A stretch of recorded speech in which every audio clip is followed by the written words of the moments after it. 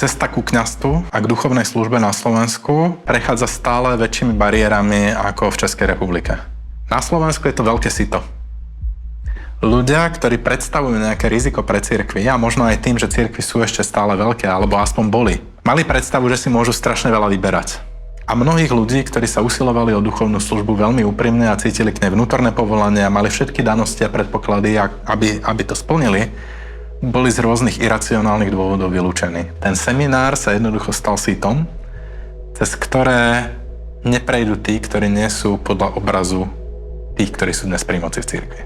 Sú to jednoducho mocenské prvky, ktoré sú stále v tejto hre a ja si myslím, že to formuje a zabraňuje tomu, aby tu narastli reformné prúdy v cirkvách. Práve toto si myslím, že sú viaceré otázky a viaceré témy, ktoré ovplyvňujú to, k čomu sa dostaneme v konečnom dôsledku, že nemôžeš nájsť duchovných, ktorí by boli veľmi otvorení, pretože jednoducho im neumožnili, aby vznikli, aby boli vysvetení. A toto je tá ťažká vec toho celého systému. My tu máme geov a lesby, ktorí sú farármi a farárkami, ale máme prostredie, ktoré ich núti žiť pokrytecký a dvojaký život. A toto je tá hrozostrašná vec, lebo vlastne fixujeme pokrytecký systém. Namiesto toho, aby sme si priznali farbu. Ale podľa mňa spokojom treba pokračovať a netreba sa znechucovať.